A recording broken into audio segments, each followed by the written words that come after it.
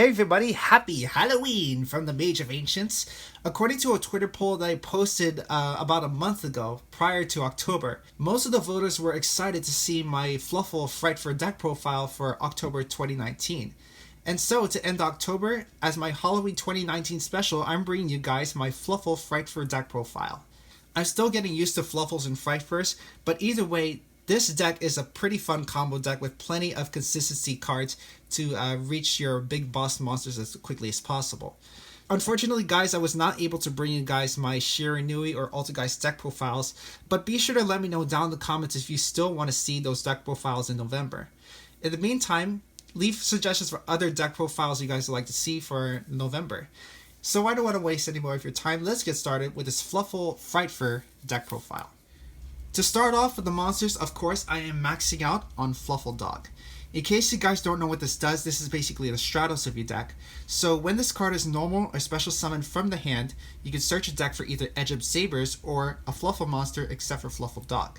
Now, you have plenty of options that you can search off of Fluffal Dog. You have plenty of Fluffals as well as Edgeb Sabers in this deck. But in my opinion, guys, you'll most likely be using this card in order to search for Fluffal Bear. And I run 3 copies of that. Toy Vendor is basically one of the cards that you want to see that gives this deck a lot of consistency, so you want to be able to see it as quickly as possible. So you have 2 effects that you can activate with Fluffal Bear. You can either tribute this card from your field basically, and then recycle Polymerization back from your graveyard. But like I said, you want to see Toy Vendor as quickly as possible, so you'll most likely be using its first effect where you can send it from your hand to the graveyard, and then set Toy Vendor directly from your deck.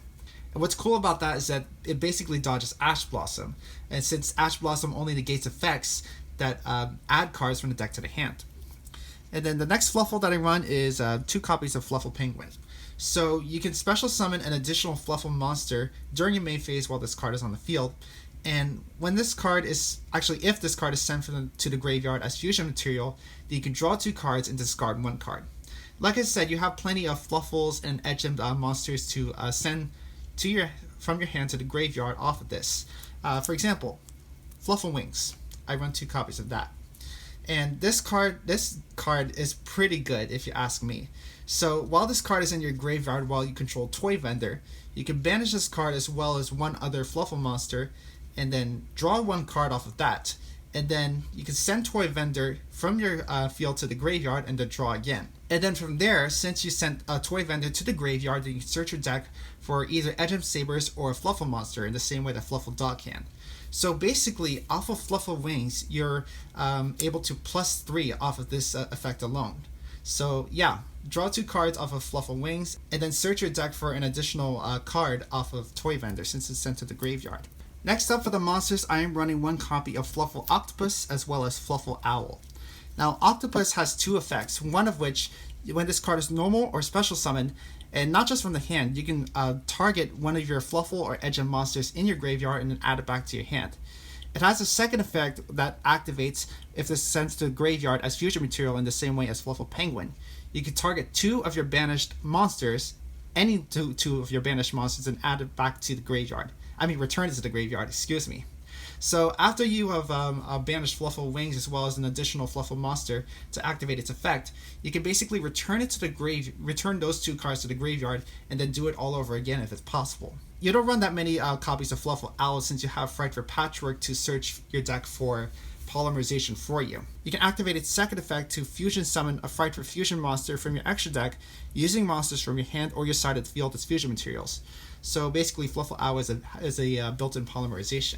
Afterwards, I run 3 copies of Edgeb Chain, as well as 2 copies of Edgeb Sabers. These are the only Edgeb monsters that I'm running in this build. So it has a first effect of Chain has a first effect where when this card declares an attack, you can search your deck for another copy of Edgeb Chain. But you're most likely be using its second effect, where if it's sent to the graveyard, you can search your deck for any Frightfur card. And Edgeb Sabers is basically a good floater if you ask me. So you can place 1 card from your hand on the top of your deck and then special summon it from your graveyard. And the last but not least, I cannot believe I'm actually saying this, but I am running 3 copies of Nibiru the Primal Being in my main deck. And this card is bananas to say the least. In case you guys are not familiar with this card is basically a board wipe for all the hard work that your opponent tries to put out.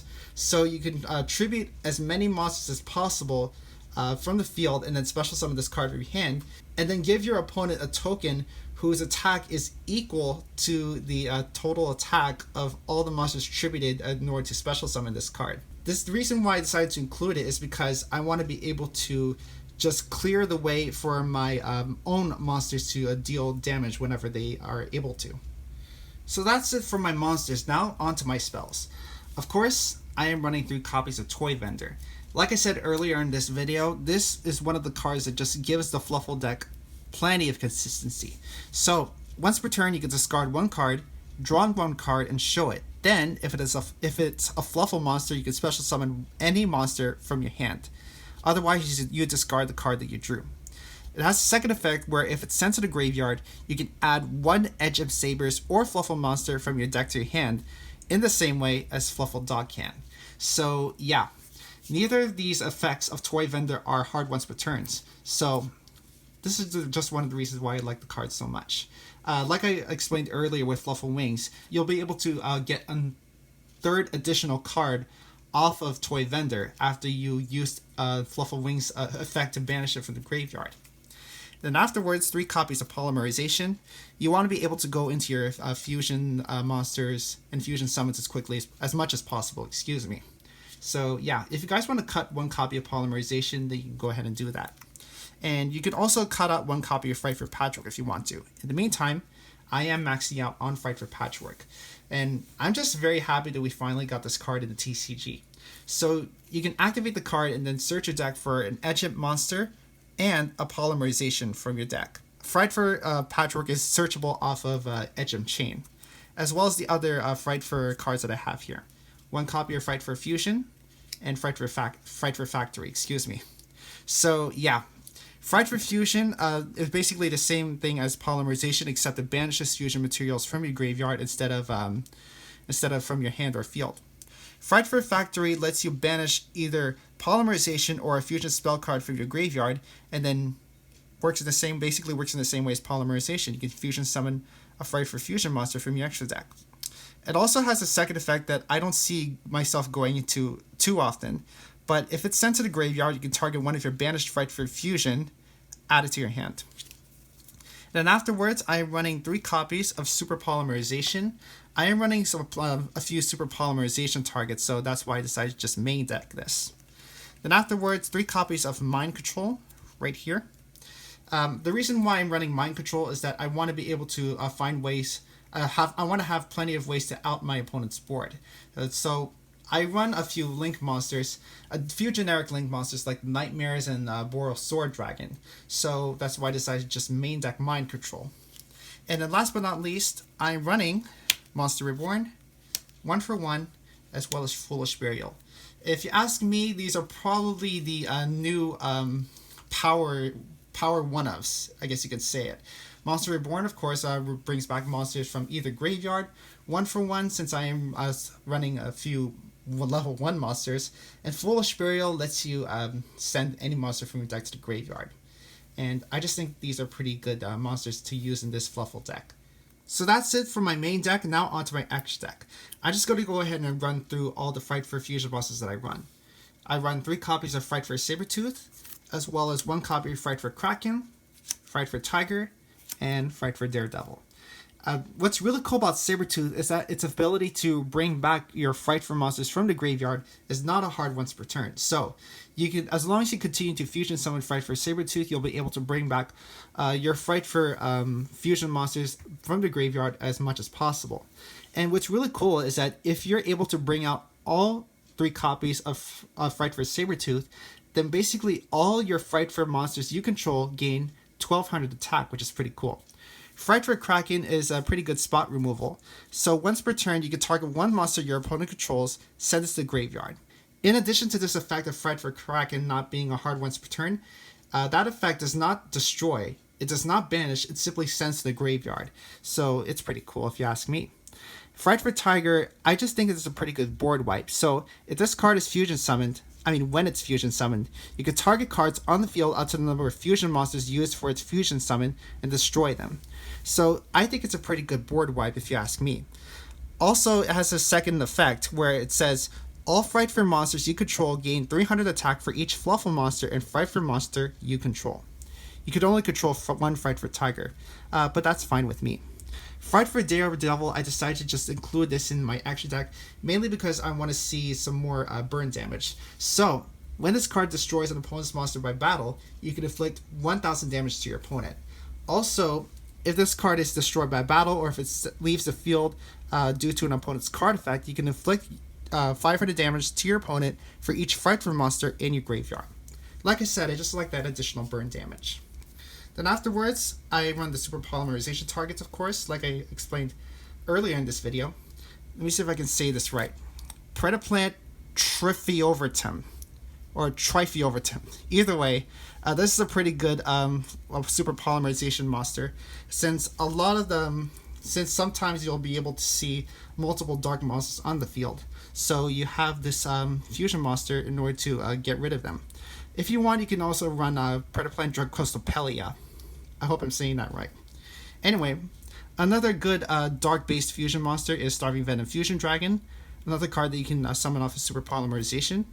And I'm also running one copy of Salamangreat Violent Chimera for those Salamangreat matchups.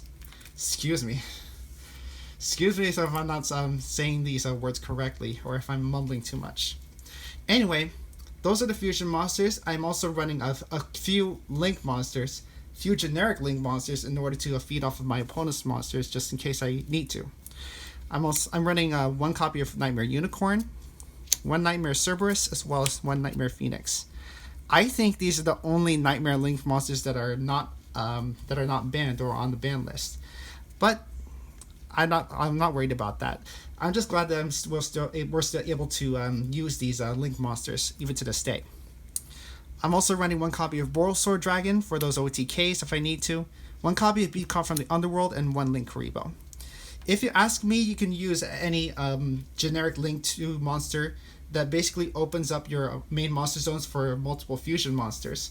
So you can run a Cyframe Lambda or Lanphorhynchus if you want to, but I'm just going to go ahead with Beatcop just because it works pretty well with dark monsters. Link Karibo, of course, is here because I run level 1 monsters.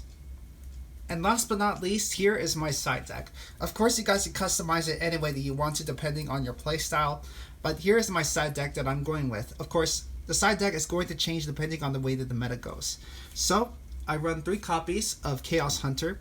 This is mainly here for those for the Orcust and Thunder Dragon decks, since they're able to benefit off of banishing cards from the graveyard.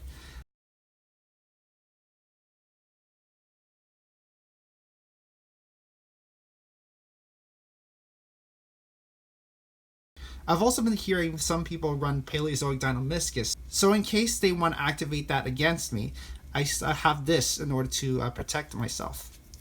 Afterwards, I am cutting out one copy of each of these hand traps. So I'm running 2 copies of Ash Blossom as well as 2 copies of Ghost Ogre. And the reason why I'm cutting out one copy of Ash Blossom and Ghost Ogre is that these 2 hand traps are hard ones for turns. So I want to be able to maximize the flexibility of my side deck. These are still pretty good hand traps, you ask me, but you just don't want to see them in your. You don't want to see too many of these copies of Ash Blossom or Ghost Ogre. In the meantime, these cards are not hard ones for turns, so I'm maxing out on these 2. 3 copies of Twin Twisters as well as 3 copies of Crackdown.